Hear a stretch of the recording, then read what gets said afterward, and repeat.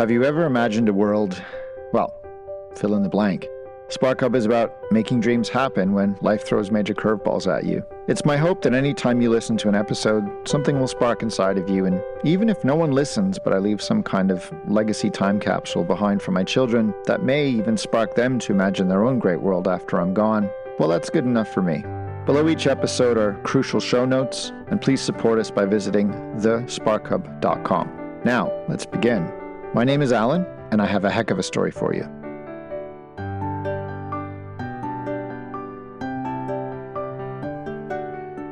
Some of you may have heard a solo episode I created around navigating a do-it-yourself divorce, so in short, a survey of one. But over what now turned out to be 3 episodes, I had a conversation to seek a female point of view on the topic from my long-term friend, Syreeta Fonso. Now, Syreeta and I have been friends for over 30 years, first meeting and working together in Australia a very long time ago. And we've been friends for so long because we have a lot in common, and we sometimes seem to be leading parallel lives. Both of us ended up leaving our native countries to seek adventure in the United Kingdom, high-flying careers in London. We both got married, we both had 2 kids of similar age, and as it turns out, personality traits, and we're both divorced. So throughout my divorce, Syreeta's been a pillar of support for me. She's given me a lot of perspective and empathy, and we've probably shared hundreds of hours of voice notes helping each other look at things from different perspectives. We decided our conversations might actually help others, so we recorded the conversation you're about to listen to, but I split it into 3 angles, which I explored before. So divorce with kids, but through 3 lenses: an emotional lens, a financial lens, and a legal lens. So full caveat, whatever your situation, please always seek legal and financial advice if you're about to go through or are going through a divorce. What follows is only a conversation intended to spark some consideration or some thoughts based on our experiences and things we kind of wish we knew at the time. Welcome to part 2 of 3, which is the financial lens.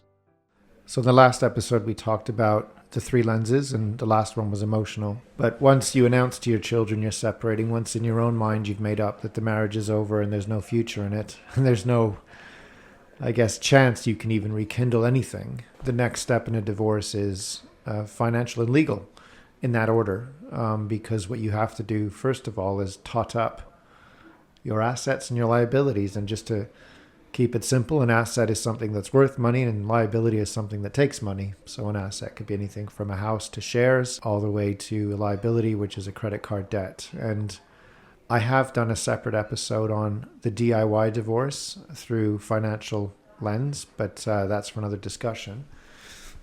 A couple of stats, which I think are interesting, just before we get into it, Syreeta, which is there's a stat that 75% of a man's worth is eliminated during divorce, which is always a scary factor if you're in a traditional marriage. Now, obviously, marriages vary, and I've heard stories of the wife having to pay support or be the bigger earner. So again, there's different cases. So there's not one case out there, but I think in generally cases, if the man's the bigger earner or the provider, then you have to divvy that up.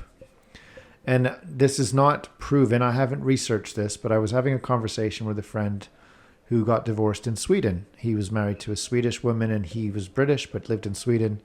And he said in Sweden, they don't really have a family court. They just say 50-50, shut up, move on with your lives. It's that automated.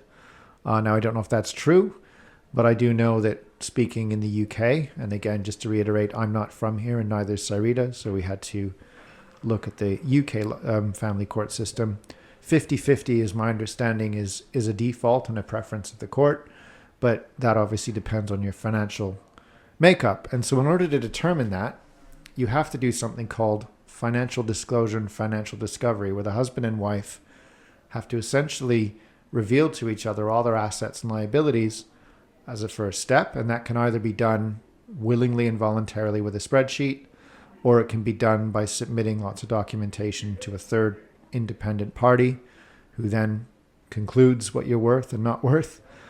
But I think from my perspective, having to take your life's work and put it on a spreadsheet was demoralizing, because it's a symbol of what you've built. And so that was tough for me, but I appreciate that it has to be done, because the next episode is about the legal aspect, which is the protection of the children, especially if you have them. So from my perspective, I did a DIY divorce, and we sat down and amicably put everything on a spreadsheet. And that's not to say there wasn't misunderstandings, and there's not a blame in this, which we'll get into. But the one thing Syreeta and I have in common is that I had built a limited company with my ex, and I believe that your ex also built a limited company with you. And limited companies are just a way really to enjoy a marital benefit, which is tax efficiency.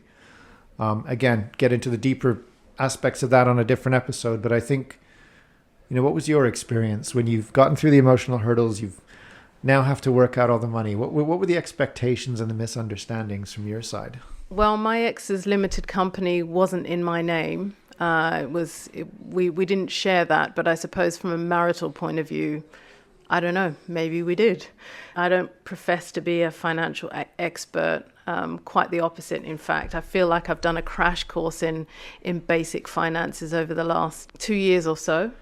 So I'm much better than I was. But my experience in the financial side of things, I mean, I think I just felt so limited on that front. I felt limited resource-wise, expertise-wise, time-wise, confidence-wise. In every way that you can imagine, I felt completely depleted and out of my depth in terms of financial literacy and just tools. So I really didn't know where to start. I was working and I felt great about that. I had and I still do have a contract role, 3-day-a-week contract role, which pays the same amount as an excellent full-time role. And so I was very lucky in that sense. But I felt like my financial, and I had a limited company as well. I had a limited company through which I billed my contract work and still do. But I still had a very reduced understanding of what that limited company actually meant and did. For me, at that point in time, it was just a way to invoice and get money for the work that I was doing. So it was a facility, in your opinion? It was just a... Absolutely. It was a facility, in my opinion. It didn't give me any sort of financial freedom. I didn't understand what it could do. I didn't understand how to leverage it to my benefit. I just knew that I needed a limited company to bill my hours, my days that I worked every month. Yeah. So that was where it stopped, and that's where my knowledge stopped, and frankly, that's where my interest stopped as well. My ex was as a incredibly high earner, and so I never felt the need to understand the financial side of things because it just taken care of. It was taken care of. Everything was taken care of from bills to everything, taxes, the whole lot. It was all beneath the surface, like an iceberg. You only saw the tip, didn't you? Yeah, and absolutely. 90% of it was underwater. Absolutely. So it was. I sort of feel like I went into literacy freefall when it came to the financial knowledge through divorce. I had to scrabble around to get the bare minimum of knowledge. And I did that through conversations with you. I have an uncle who's also very financially astute who helped me out. And I had to say to my lawyer, my divorce lawyer, please assume I know nothing when it comes to finances, because I don't want you to talk to me about stuff and I don't understand it, and I put the phone down and never revisit that conversation again. So please just assume from the very outset that I know nothing, and I had to explain to her, I had to say to her, I'm ashamed at my lack of knowledge, and so I'm actually unlikely to tell you that I don't know what you're talking about, so please just take that default position. It's when you speak to any specialist, be it a lawyer or an accountant, they speak in jargon. Yeah. And now I happen in my role as a running my own businesses, this is second language to me because I deal with it every day. I know how a spreadsheet works. I know how formulas work. I know how to run operational P&Ls, which is short for profit and loss. But when I say P&L, I assume everyone knows what that means. But most people don't. And if you say it means profit and loss of what? What is loss? What is profit? What is asset? What is liability? And very often in life, as in business, you can take a liability and make it an asset, or an asset can become a liability. And even just saying that, I lose most people. But to me, it's clear as day. And I think one thing I noticed is you over-index. So as a woman who takes care of children, you over-index on the emotional needs of the children. You have the time with them, which the man envies because he's got to go and, earn the money and deal with Muppets all day and struggle and hustle and come home and want more time with the children. But you then over-index on all the other stuff, providing money, bank accounts, cash flow, all that stuff. And my job as a protector of my children, be it married or divorced, is I have to look around corners and I have to provision. And that's not to say a woman doesn't, but it's just to say that that's what you do. It occupies your thoughts full time. And I happen to know, falling asleep at night, that's what my last thought is how are we going to pay the mortgage this month? Or how are we going to pay these bills? And that's what addles you. But I can imagine as a woman who may or may not that you don't want to be aware of it, but like you say, you're so focused on the emotional well-being of the children, you become specialists. Yeah. And the good thing in business is when you have specialists, as long as you can collaborate, then both of you, fill in the gaps. But if, as you say, and I noticed the same, there's just massive misunderstandings. So stupidly, pride, and I'll describe my own situation, pride comes before the fall. We opted not to pay lawyers and specialists to dissect and forensically analyze our accounts because it wasn't complicated for us. It boiled down to you keep that, I'll keep this, you keep that. It was pretty straightforward for us. Now I appreciate everyone's got a different level of complexity, but then you get down to a house, what's it worth? And you get down to a limited company, what's that worth? And I think that's where a lot of misunderstandings happened, either because it wasn't, as you say, it wasn't being understood. I'm guilty of this. It's assumed knowledge. I just assume when I use a term, you know what it means, the implications. If I say revenue and turnover, it's different from income post-tax or EBITDA, earnings before income and tax, which is different from operational loss and profit and gross and net. I throw these terms around assuming that there's a calculator on the other side running at the same speed, and that's my fault. And I'll say mea culpa. That's nothing to do with anyone I know, but I can appreciate it. And I'm sitting here with you as a friend of long standing who's well-educated and well-bred and very accomplished, but there's stuff you don't know. And I will say my deficiency was I probably lacked a lot of emotional connection to my children in the early years because I was so busy working and trying to make sure that the roof was fixed or the boiler was paid for or whatever the thing was. And I know that's very cliche to say, but I would say, in response to what you're saying, you had to learn very quickly. I had to learn very quickly. I did have to learn very quickly. And I think a lot of the tension sometimes in a divorce that happens when there's a breadwinner, a male breadwinner, and a female who is earning a little bit or earning less. Let's just say earning less, but doing the bulk of the childcare, is that everybody wants to feel valued, right? And I think when we talk about the role split between men and women in that kind of scenario, we talk about them as roles.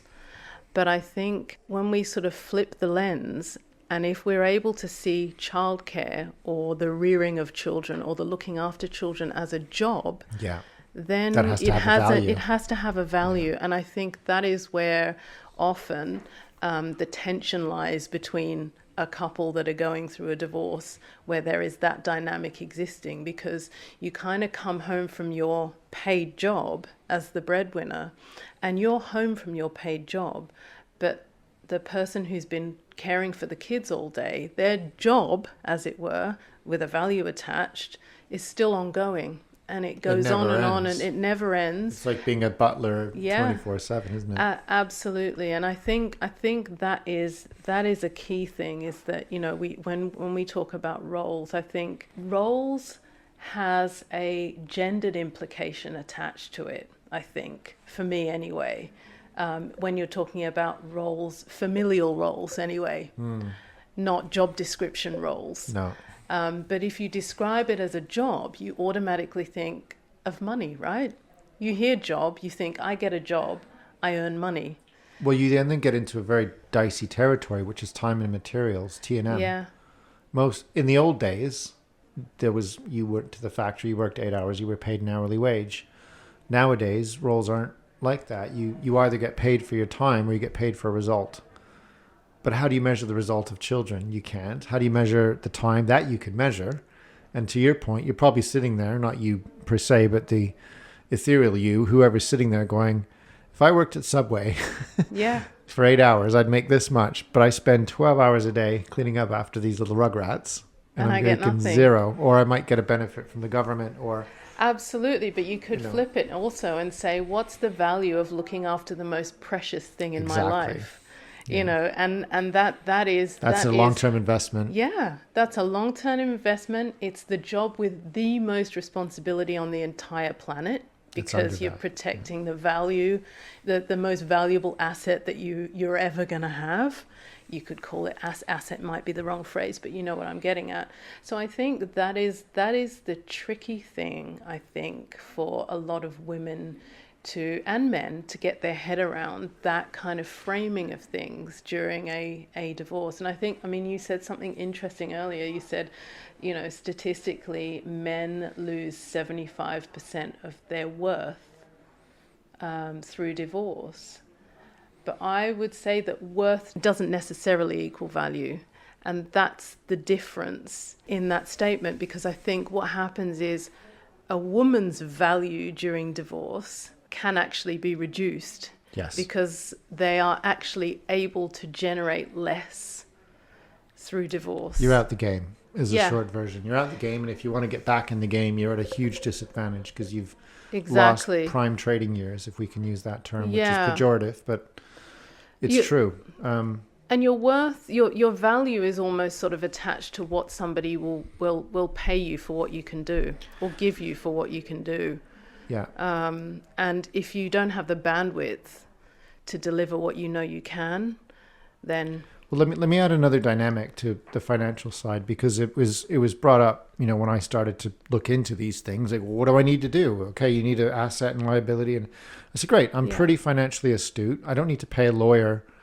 Again, this is not disparaging anyone. Some people need advice because they're starting from zero. I'm starting from a position of understanding. I'm like, great, I do a spreadsheet and I put these things in here and I know how those numbers work. And there's calculators for child support, and there's calculators for spousal support, and there's calculators for everything, because the court has done this so many times now. They're just like, here's the formula. You either pay a lawyer to get you guys to figure it out, or you figure it out yourselves. And we opted to figure it out ourselves. But what I will say, and I know this happened to you and we'll get into it, is you put these numbers down, but you're not looking at the same numbers. It's like that classic cartoon where you're looking at a 6 and someone's on the other side looking at a 9. It's the same number, but you're looking at it from two different sides.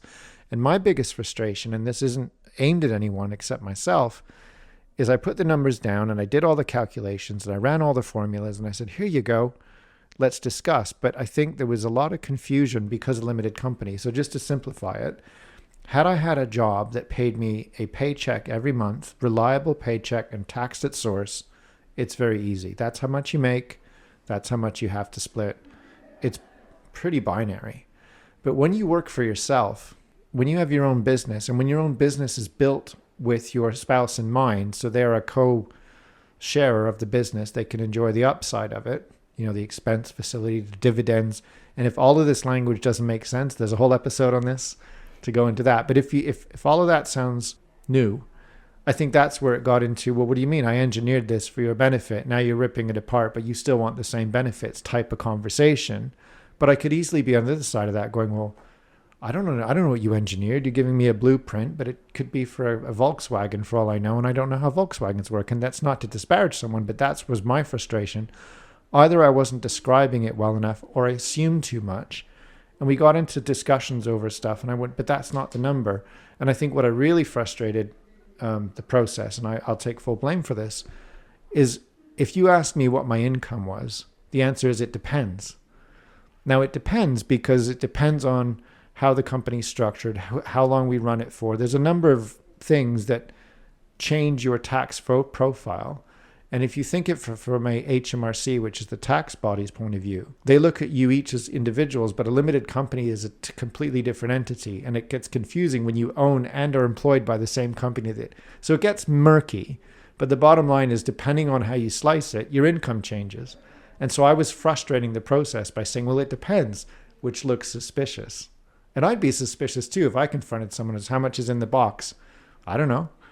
Well, what do you mean you don't know? Is it 10 pounds, 20 pounds? I don't know. It depends. It depends on how you structure it. And so I think in hindsight, and it's a wonderful thing, I should have been a little bit more overt about it or described it differently, because I just assumed by putting spreadsheets in front of someone, it was so apparent, and it was so that the risks were apparent. But I think this is what my lawyer said, is like, look, when you do these exercises, and this is not a strategy for any partner, but when you do financial disclosure yourself, you also have to rank the risks of each asset. Is it risky? Is your house a risky asset? No, because it's worth a lot of money. Banks use it as collateral. Safe. If you own shares in a company, like Trump's just come into power, we saw what's happened there. That's volatile. You can't cash that out very easily. And everything in between. Is jewelry a safe asset? Is a car a safe asset? And unfortunately, you have to do this exercise, because at the end of the day, when we get into the legal discussion, the common understanding of your source of truth on your finances informs the legal separation, the part where the children are supposed to be protected. Because what I learned is you have to meet 2 standards in the court, 3 possibly. You have to meet a standard of a fair and equitable split of non-risky assets. And you also have to mitigate any risk to the children's standard of living. And if you can, have a clean break so that once you're divorced, you don't have financial claim over each other, because that, again, for reasons that are easy enough to explain, it gets murky. And I'd love you to tell me, like, what was the biggest misunderstanding you had, because you didn't do DIY. You went through, No. You used solicitors to help paint the picture, right? I did. We both used solicitors to help paint the picture. I think... And sorry, was that because you didn't trust each other, or you just didn't know vocabulary, or was it a misunderstanding? I opted to go that route because I wanted expert guidance. I wanted expert guidance.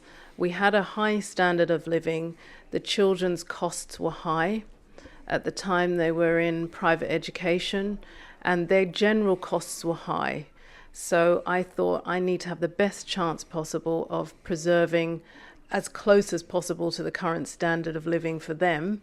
And I cannot do that without an expert on my side. So I went for an expert lawyer. And I think in hindsight, I would do the same thing again. But I think it depends on what the stakes are. I think it depends entirely on what the stakes are. I think there was a big discrepancy between my earning and my ex's earnings, and I wanted to make sure that gap was bridged as best it possibly could in the financial settlement. And I felt like I didn't have I'm a big believer in paying people to do what they're experts at. You know, right. I've tried to landscape my own garden and failed miserably. So I hire a gardener to do it twice a year. And YouTube didn't help. No, YouTube didn't help either. I've painted the interior walls of my own house before and looked at it for a year afterwards and hated it and thought, why didn't I pay somebody to do this who's an expert painter? So that's kind of what I chose. Pay peanuts, get monkeys, right? Exactly. Well, I suppose I hear what you're saying, and I think that the risk in any of those situations is if you overpay the expert, it basically takes away from the children too, because that's money that you have to spend on a lawyer to argue with another lawyer, and they're running a meter, and they're certainly not incentivized to keep costs low, are they? You're absolutely right. But at the same time, I think judging what is an overpayment and what is not an overpayment is subjective. Of course. At the end of the day, it comes down to what is there on the table to potentially lose. Yeah. And if you don't know what's on the table in the first place, which was my situation, you're paying somebody to do the digging.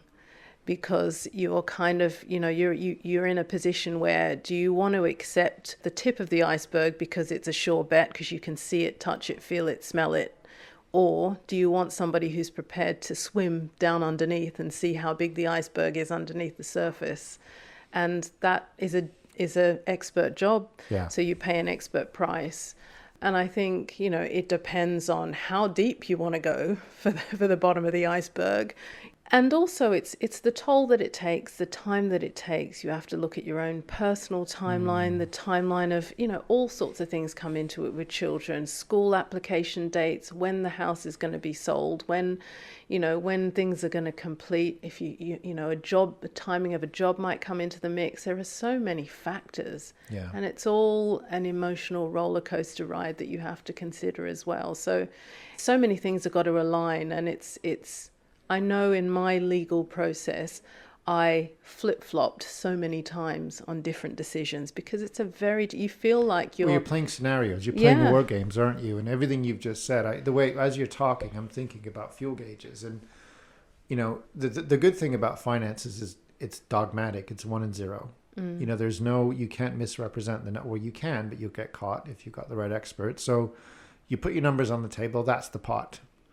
How are we going to divide the pot? What's the risky part of the pot? What isn't the risky part? Am I willing to trade one for the other? So you get into all that type stuff. But at the end of the day, there's the emotional fuel tank of how long is this protracted, negotiation going to go on? And really, can I, I'm not representing what you would say, but from my standpoint, I was like, I don't want to keep dragging this on. But the more if you change a scenario here, it changes a number there, that changes a number there, that changes a legal implication, and it all just breaks. And you're trying to do this perfect Venn diagram of emotion, finance, and legal, which are the 3 aspects we're discussing, and one will keep breaking the other. And then you're like, well, how much am I willing to break that to keep that? And it doesn't matter how simple your situation is, but I think just as an example, and we've discussed this many times because it happened to me, but on the other side, I'd like to represent the female view. What was your biggest misunderstanding about Discovery on a limited company? Or your ex's limited company? There are so many. I mean, I suppose we went through full legal disclosure. And so I suppose, I was seeing what I now know to be expenses as costs, as just money going out. But cost to who? I thought that they were costs to my ex. I didn't understand. Yeah, I didn't understand that it was... they were business expenses to be written off as a business expense from the company. To me, it looked like just reams and reams of high ticket expenses of entertainment coming out of your family pot kind of thing. I mean, I knew it wasn't a family account; it was a business account. But being in a marriage, in my mind, that's family money. Right. It's not company money. The idea of company money was completely foreign to me. If you'd have said to me, that's his company's money. But not even his. It is just company money. This is where I got into language issues. It's like, in my own thing, it kept saying, well, this is your money. And I kept saying, no, legally it's not mine. I can't raid the company coffers for personal use because the company has a fiduciary responsibility to its directors, which in the case of me and my ex was me and my ex, as well as to its employees, which was me and my ex. So the money comes into a pot, but I can't touch it without, I can, because I have control over the bank account and I can wire it anywhere I want. Then you won't have a company anymore. No, that's fraud. Yeah. So I'll be in an orange jumpsuit breaking rocks, And I found, to your point, like you talked about expenses, but expenses are not, it's company money taking down the tax threshold as one way to look at it, so you pay less tax. But then depending on how that company's structured, between a married couple, and it's called the doctor's prescript. And I learned this the other day, that NHS doctors, so for those who are outside the UK, NHS is the National Health Service, but the doctors who work within the National Health Service are contractors. So they are limited companies they have run limited companies. And they typically, if they're married, they put their wife on the company, so that they can give a salary to the wife and enjoy the marital benefits of a salary for each partner, dividends, taxes. So on balance, they pay 20 to 30% less taxes through various facilities that you've identified, like expenses, dividends, all that kind of stuff. And again, not to get too much into it, all to say, though, that when you put all these numbers in front of someone, and it's happened to a friend of mine now who's going through a divorce, who runs a company. His ex is going, there's 10 grand sitting in that account. He goes, but it's not mine. And there was confusion over that, sorted out in mediation. But why isn't that £10,000 available to me or to the family? Well, because it has to be paid at the end of the year to HMRC. And again, I'm not disparaging anyone, but these are the types of conversations, even you at your level of education, and it's confusing, and it would be for anybody, because it's not a typical setup. And as I come back to my earlier point, how much do you earn? It depends. Sounds shifty. If somebody comes up to you and says, what do you do? And you say, well, what do you need? It sounds shifty. Yeah. And it's the same there. So I think I went through the same on the other side of the fence, going, no, it's all there. It's on the pages. But don't look at that number. Look at that number. Look at that number after this number. Look at this number before that number. And it feels like I'm doing voodoo. I think a lot of the challenge comes in because we typically do not have these conversations with our spouse when times are good. That's right. And that is really tricky, because it's like trying to do damage limitation after the damage has already been done. And you're kind of like you're the bad guy trying to do damage limitation. And so I think that a lot of the time, couples that do well who are in business together have sort of traveled the same road with conversations pinging back and forth between them, and a common language, financial language between them from the beginning or from the very early stages. Yeah. And so, what this has taught me also is the value of bringing someone along with you on the journey, because if you're sort of, I think as a wife, you enjoy the benefits that, having an entrepreneurial husband imbues in your life, but you don't have a window on how that happens during the time that you're enjoying the benefits, or you either don't have a window because you're denied a window to it, or you just simply don't have the personality or curiosity to open yourself to that conversation. It becomes very difficult at the end of the road to then be expected to understand. And this is what I felt, and I know other husbands have felt, and again, not disparaging anyone, but it's like, look what I built. Isn't it beautiful? Yeah. What do you mean? I don't understand why that doesn't add up to that. And you're going, well, but then everything you say becomes combative, and it almost becomes suspicious. But I understand why. I wish I knew it then, that I was trying to be good faith, and it was coming across as suspicious. But I now know why. Yeah. And I wish I could go back in time and say, forget spreadsheets for a minute, draw a picture. Yeah, and I think that's what it is as well, is it's kind of, it's almost like now, I've been in communications for many years, and now I kind of have to, I try and encourage myself to take the default view that if somebody doesn't understand what I'm saying, that's on me. Well, it's perception's reality, right? Yeah, but I also would go so far as to say it's my first responsibility to make that person understand what I'm saying. Yeah. And from whatever way I need to come at it, if I need to, sing a song or draw a picture or, kind of, wrap the message, whatever it is, I need to find a way that resonates with that person's communication filter, so that they understand at least a semblance of what I'm saying. Because if you cannot understand, in finances as well, especially in this scenario, if you cannot understand how you arrived at a point, then you don't understand the value of it. And I'd say that, possibly with your ex, it's part of that as well, because I know it was absolutely, I would say that of myself. I didn't understand how we'd arrived at the point where, we could afford several abroad holidays a year, we could afford a big house, we could afford, to send the kids to private school. Didn't understand any of the nuts and bolts. The machine worked.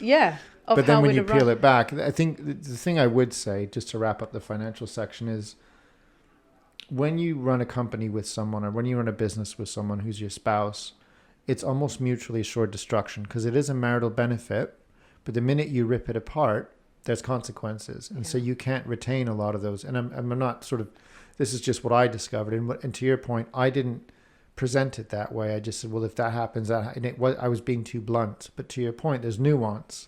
And I tried, in my case, I tried to explain it, but it didn't come across. But when you build a machine that's for two people, a loving entrepreneurial couple, there's so many upsides and benefits to it. But when you're divorced, whoever keeps the business has to take a hit. And it's still better to run a business than get a paycheck, tax-wise, and again, that's a whole other discussion, but it just means you're taking down a peg.